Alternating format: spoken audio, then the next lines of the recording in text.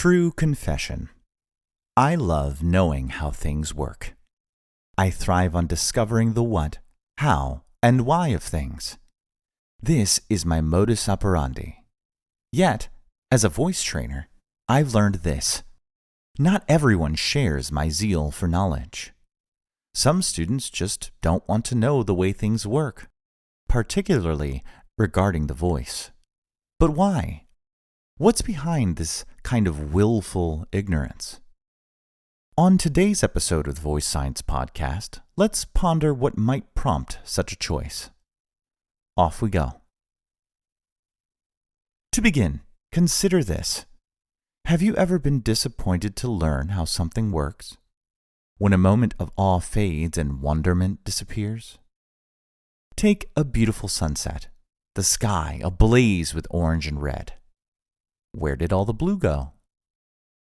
In Greek mythology, the western sky turns red due to the glow of the apples tended by the Hesperidian nymphs. One Norse legend attributes the red sky to sprinkled blood resulting from the wolf Managarm's devouring of celestial bodies. Science tells us the effect is caused by the Rayleigh scattering. Sunlight contains a spectrum of colors, each of them with a different wavelength. As day draws to an end, the angle of the sun's rays pass through the thicker layer of atmosphere. Because the path is longer, it scatters a shorter blue wavelength and favors red and orange, which are longer. All of these are human inventions intended to explain a natural phenomenon. The first two capture the imagination. The latter involve meteorological calculations. With 21st century brains, we will classify the first two as fiction and the other as fact. Does knowing both increase or diminish your enjoyment of the sunset? Here's another example. Massive crowd scenes in movies. When these are featured in films since the 90s, you can't help but assume you are watching such gargantuan cinematic moments as a result of the creation of CGI, computer-generated imagery, and massive, multiple automated scale simulation. The drama is still there, but it relies on the viewer suspending disbelief when watching, for example, the fight scenes in the Lord of the Rings trilogy. In contrast, a staggering 25,000 extras were hired, costumed, and directed for the 1956 Cecil B. DeMille's production of the epic Ten Commandments. It defies comprehension. Here again, does knowing whether the sea of actors you see are real or computer-generated heighten or lessen your viewing enjoyment? I use these examples to rattle our thinking because humans can sometimes find it difficult to simultaneously hold two things that appear in opposition. Here I am speaking specifically about singing, the evidence-based, voice science, how-to side, with the emotion-connected artistic and intuitive side. In my experience as a voice trainer, most of my students enter into the process with only one goal: to sing better. They are benignly unaware about what getting better will entail, and that's fine. Haven't we all undertaken something novel simply for the joy of discovery or to scratch some itching fascination? Led by a patient and guiding hand of a qualified trainer, the newbie starts to see concepts congeal and skills develop. Small gains build confidence, which deepens the roots of a long-term vision of themselves as a singer. The student moves from the state of hopeful want-to-be to a committed practitioner. It has been my joy to see this exact sequence play out time and time again. And yet, there have been those who didn't have this experience. Let me offer some thoughts as to why I think this happens. Firstly, I have encountered people who do not believe they need to learn anything about singing or music to be a better singer. I think this results from the anatomical and physiological interconnectedness between singing and speaking.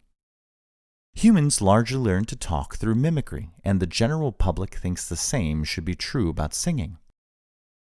What they are not considering are the critical differences that exist between the two. Singing requires the sustaining of sound at various lengths or durations, and most songs make use of a much wider range of pitch frequencies than the average person accesses in daily speech. The two requisites need skills, namely breath management and body anchor, as well as ear training and vocal range building. Clearly, I am making a case for singing students acquiring skills, both vocal and musical. At the same time, I won't be dishonest and say that there haven't been singers who found their way to success through hours of painstaking oral copying. The trial and error approach can produce results. My concern is this. Learning via copying is an extremely narrow approach. It is the classic means to an end approach. The means is listening and repeating. The end is singing a song like someone else. My hope for all my students is a much deeper and broader vocal and musical life. Before moving on to another reason, riddle me this. I have had many a student whose goal for singing was only to sing a song like someone else, and only wanted a recording to learn by. Imagine enrolling in piano or violin lessons. How would you respond if your teacher approached your training similarly? I think you might look for another teacher. Secondly, I have had students avoid learning because they fear knowledge about singing will stifle their vocal artistry and self-expression. When I begin to work with a new student, it is essential that I discover how they think singing works. More often than I wish to remember, I've had students pivot to phrases like, "I just want to sing from my heart. My emotions tell me how to sing. I prefer to feel it." As a voice trainer, one solidly committed to evidence-based voice science and practical musicianship as a baseline, my only response to these statements is a polite smile. I realize these students are, to some degree sincere, reciting some sort of cultural mantra to invoke the muse of a free, artistic spirit. It might sound funky and cool, but it is in no way a suitable substitute for real skills. Thirdly, I have had students who think that understanding how the voice works, the laws of physical science that govern its function and behavior, will take the fun out of singing. As I admitted earlier, I'm a huge fan of discovery, so the idea of avoiding knowledge out of fear that it will spoil the prospect of fun is a mystery. I would argue that understanding what, how, and why things work the way they do opens the mind to possibilities. Think of all the aspects of modern life where basic knowledge improves the potential for enjoyment. Playing a sport or a board game, for example, or using a smartphone or laptop, or gamepad or console. The fun factor increases with know-how.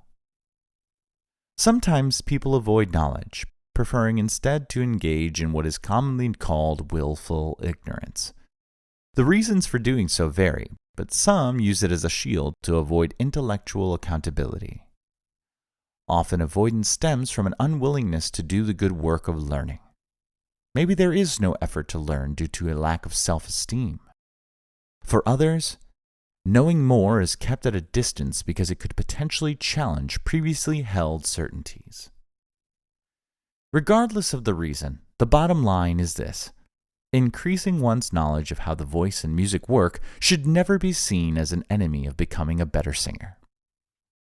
In summary, growing in vocal and musical knowledge should not be seen as a threat to one's vocal artistry or joy in singing. Developing your singing and musicianship skills is the key to liberating your creativity. Technical proficiency unshackles the imagination. VoSci is here to help you on your learning journey with our free tools and resources. And when you're ready with VoSci Academy to dive deep with courses, live Q&A, and monthly practice paths. Don't fall prey to willful ignorance. If you are tempted to do so, find the courage to uncover the root of your avoidance. From all of us on the VoSci team, we hope you've enjoyed today's episode, written by Timothy Wilds and presented by Drew Williams-Orozco. Until next time, keep singing and singing smart.